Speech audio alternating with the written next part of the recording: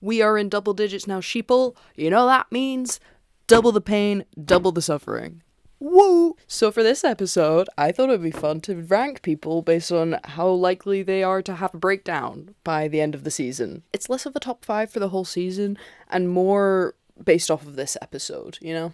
I'm also going to be excluding Robbie, because I talked about him the whole time last episode, so he's got enough of the limelight. I'm going to start with special mention, Mohan. Now, you might be thinking, Mohan had a really bad time this episode, shouldn't she be higher up on this list? Yeah, but unfortunately she's already had the breakdown this episode, so she doesn't actually qualify. But she's not completely out of the running. The way that her panic attack was handled really makes me think that the aftershocks of it are going to be far worse than actually having a panic attack. It seemed to get brought on by a fairly distressed call from her mum, which she didn't even pick up, and needing to discuss her future with Dana, which is the realest combination of problems I've ever heard. She's looking for Abbott to see if he'll write her a letter of recommendation for wherever she wants to go next year, which might seem strange that she doesn't ask Robbie, but considering what happens in the next 10 minutes, it becomes a little more understandable. So yeah, with all that combined, she starts to panic, she thinks she's having a heart attack, she gets put on the bench for a bit.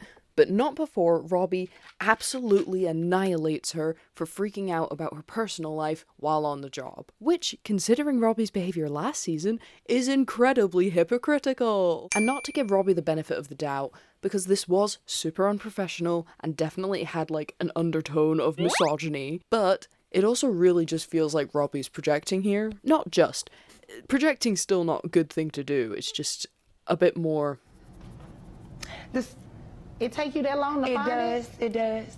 To do with him rather than with her. I'm pretty sure he's convinced himself that he actually knows how to deal with his problems in the ER, which, again, say it with me, ignore and hide. And now he's going off at Mohan for struggling with the things that he did 10 months ago. Still does. He still struggles with this. Honestly, Robbie and Mohan are such a duo. I love them so much. I wish they stopped fighting. There was like that half a second in episode whatever where they were, you know, working together. Robbie has come to his senses and is on team Mohan. I wrote it down. He had her back. Where's her back, Robbie? You've lost it. But unfortunately for Mohan, she doesn't know about his moment in the peds room, so she just thinks he's like the most disappointed he's ever been in her. Thankfully, Al-Hashimi pulls Robbie aside at some point and asks him about his bad pep talk, which doesn't really go over well with Robbie, but it does seem to make him go and actually apologize to Mohan. It's a bad apology. He mostly seems sorry for like raising his voice and not actually about any of the shit he said, which then leaves Mohan thinking that the issue is resolved, but that she still fucked up somehow. But she didn't. She just panicked. And now Mohan's still having to deal with the feelings of her mum freaking out and how she doesn't know what she's going to do in the future. But now she probably feels like she can't talk about it to anyone because Robbie shouted at her for, you know, freaking out about it. So it's feeling like Mohan is on the right track to becoming an absolute burnout in the pit. Or maybe something will go right. But for that, I think we're going to need the help of Abbott. Listen, he's going to come back at some point, ready to give Robbie a kick up the butt / a few manly hugs. My prediction is that Mohan's still going to ask him for a letter of recommendation. Maybe at this point she's made the decision to go into either psych or geriatrics, one of the places that her tendings have suggested she goes to, and he's going to ask her why she's not asking Robbie to write it, or wondering why she's not going into the emergency department, and she's going to tell him some version of what happened. Either a truthful play-by-play or some self-deprecating version. Either way, Abbott's going to have some idea of what's gone down and hopefully give Mohan a few encouraging words, maybe somehow get her a place for next year, I don't know, maybe night shift? And then he's going to have words with Robbie. I'm telling you people, I've got this writing shit down. This is easy. All in all, Mohan is now 5th on the list. She's had the breakdown.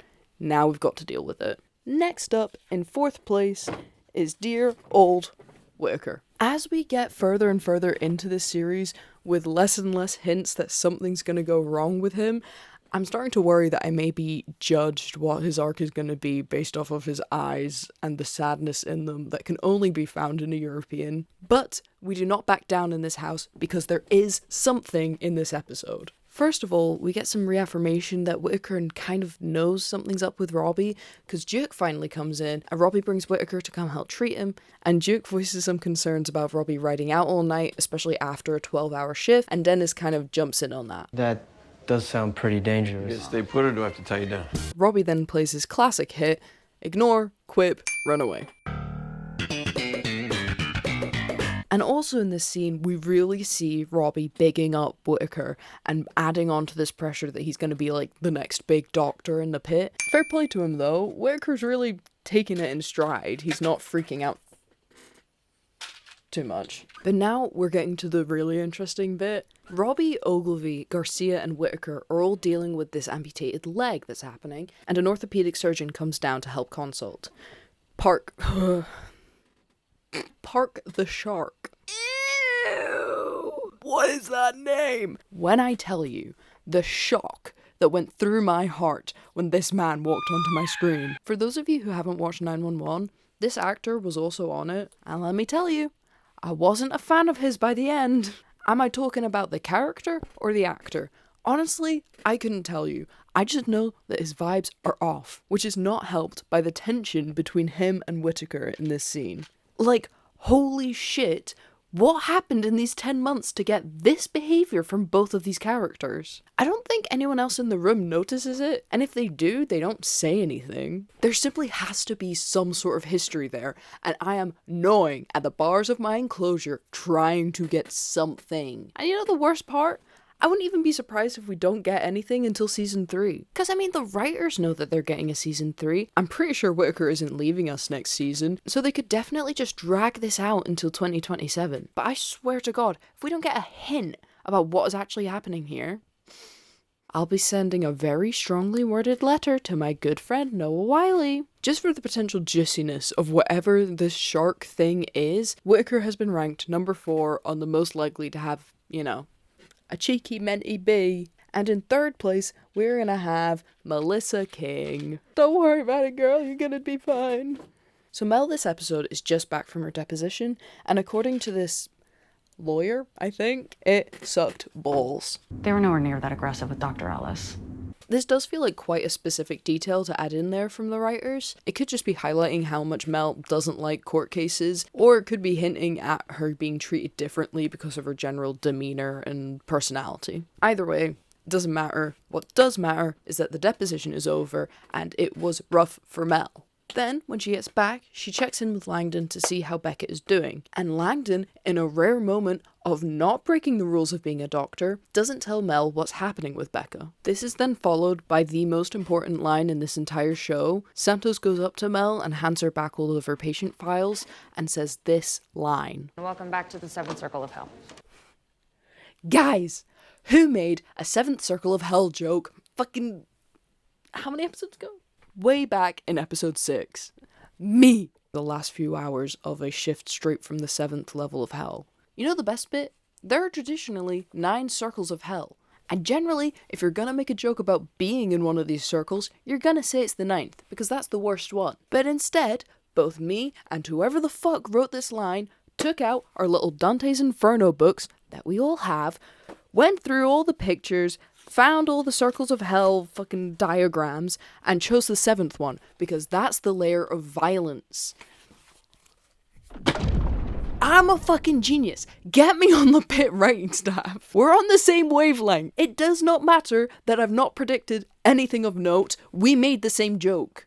Anyway, going back to Mel, so she goes to see her sister and see if Becca will tell her anything that's actually happening with her. And a little note, we actually don't know what's going on with Becca until Mel finds out, which is, you know, I'm sure a few of us guessed because we got a few hints, but it is fun to be put in Mel's shoes for that little moment. And it does take a little persuading, but eventually Becca tells Mel that she got a UTI. So they have a talk about her love life. Mel worries a little bit about Becca maybe being taken advantage of, but I think the main problem here for Mel is that Becca didn't tell her about her boyfriend for 6 months. And yes, Becca's a grown woman. Everyone around her is saying this. Don't worry about her. She can take care of herself. Of course she can. But personally, I kind of get where Mel's coming from. And I have a very different home life. I have 3 siblings. None of them are care dependent. But if one of them was hiding a relationship from me for 6 months, I would be genuinely hurt. If any of you fuckers are watching, don't ever do that. I would be so pissed. Let me in on the secret, okay? But at the end of the day, they have a very different situation. They're the only family in each other's lives, so having that privacy is probably a bit more important. It is important to note that Becca has every right to her own privacy. But in terms of adding to Mel's possibility of having a breakdown, this is definitely pushing it a little bit closer. The deposition's over, but it didn't go well, and her sister's healthy, but now she's keeping secrets from her. And to Mel, potentially being taken advantage of. So yeah, I'm gonna say Mel, 3rd most likely to have a mental breakdown by the end of this season. And in 2nd place,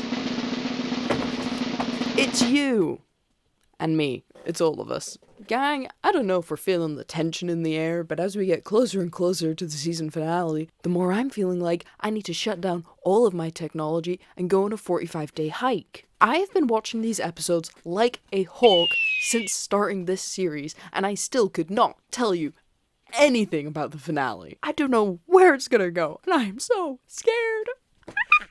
The only thing I can say with any kind of confidence is that it's either gonna go well for most people, or it's gonna go badly. And that's nothing. And I'm guessing it's similar with you guys. So yeah, that's my prediction. By mid-April, we're all gonna be crying and sobbing and just not having a good time. And I blame the writers. Finally, the person I think is most likely to have a mental breakdown, probably before the end of the show, is Santos. Because I mean, like, of course she is. Have you seen the day she's been having? Let's just go through all the shit that's happened in the last hour of her shift. Her new boss is making her work directly with the guy she helped put on leave 10 months ago. Said guy has been making rounds of apologies to a bunch of people, but has not started apologizing to the one person he probably hurt the most. Al-Hashimi actually sides with Langdon in a wee argument that Langdon and Santos are having, and Santos can't even really defend herself, because that would require properly, outing all of the bad air that's happened, and that would be even more disastrous. Her situationship comes in and criticizes how cold Santos is being with Langdon, when said situationship is constantly beefing with Langdon. Grace and decorum, who? And Garcia is fully staying in her lane of being just a hookup and is not providing any sort of emotional support, which Santos, I'm sure, would love at the moment. And this isn't even going into the stuff that hasn't happened yet. Her roommate, Whitaker, the only one who's been semi-decent with her, is planning on moving out and going to play house with their suicidal attendant. What is Santos's life? I don't know if I can provide any more analysis on this. The only way I can see this getting resolved is with a lot of blood and tears. Kind of the only hope I have for her is that Whitaker doesn't actually move out. First of all, because I don't want him to, but that's not even that big of a thing. That's just keeping things how they have been. That's not improving upon them. Maybe if all the stuff with Langdon comes out a bit more, some people will take her side. I don't know, I can see her and Joy getting along quite well. I'm just hoping by the end of this, she has someone to go watch the fireworks with. Oh my god, wouldn't it be so nice if the whole sort of pit crew went up on the roof to watch the fireworks at the end of their shift? What a nice, not dark way to use the roof for once. So yeah, Santos is at the top of my list for most likely to have a breakdown by the end of the show. And I stand by what I said, by the way, at the very beginning of this series. If she doesn't get to hit something, I will hit something. But really thinking about it though, I think every single one of these characters could have a breakdown and I wouldn't blame them. Dana, yeah. Donnie, sure. He's got a kid at home. Jesus. Javadi, yeah. Ogilvy, I mean, I'd understand it, but it wouldn't be as satisfying. Joy, I think she's less of a mental breakdown type person and more of a crash out. Just all of them. So yeah, now that we've sorted that out, let's talk about the rest of the episode. Alrighty, it's that time of the episode again. Woo! Javadi has a very sad moment with the patient who's dying of cancer, which leads to an even sadder moment of disconnection with her mum. We've been knowing that. Al-Hashimi did a procedure that she's never actually done before to save a patient. So, you know, she's getting a bit bolder, taking some more risks. Ogilvy really thought today wouldn't be that busy, and he brought a fucking book. I mean, we've all been there. Listen, we've all done it. Just maybe not on your first day at an ER. Has he never been to the hospital before? Langdon wants to organize a burial for Louis, potentially out of some sort of like survival guilt. Duke and Robbie have definitely made out, at least. This was like the most flirting I think I've ever seen in this show. Definitely the most successful flirting. Joy knows about Javadi's TikToks and respects it. Ogilvy does not. Get Ogilvy to do a fucking apple dance or some shit. There's a nurse who's kind of like, again, new for us, who has fantastic hair. And I'm not just saying that because it was a very similar hair to mine for a while. She just comes in and is like, hey girl. And I'm like, wow. Robbie is very diligent with Duke's care. Definitely this is the nicest we've seen him be with like anyone this season, it feels like. I think it definitely says something about how he sees the sort of motorcycle side of his life rather than the hospital bit. He's desperate for Duke to be okay before he goes on his sabbatical. And it's just, I don't know, it was really interesting to see him just like, he's still obviously having a bad time and is a bit rough around the edges, but he's definitely more like, this is the most doctory we've seen him act. Like, he's just on it. Okay, guys, that's the end of the episode. We are in it now. I know I say that like every single time for the past 5 episodes, but with Duke showing up, Mel's deposition finally out of the way, and Sandon actually interacting for more than like 10 seconds, it really feels like everything's building up when we're sort of nearing the jump point. If you want to see more of my stuff, I've got other videos that are quite similar to this about the other episodes. And I've got a link tree in the bio of this channel. Yes. Thanks for watching. Next episode is... What episode is this? Next episode is on Tuesday. So I'll see you then. Bye.